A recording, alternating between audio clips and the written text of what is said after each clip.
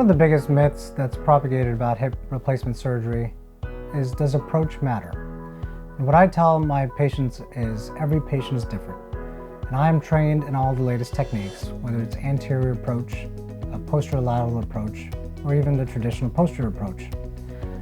But now there have been several level 1 studies, which are the highest rated studies done nationally, looking at these approaches, the anterior versus posterolateral, and there have been no difference, and if anything, there have been more inherent risks associated with some of the approaches.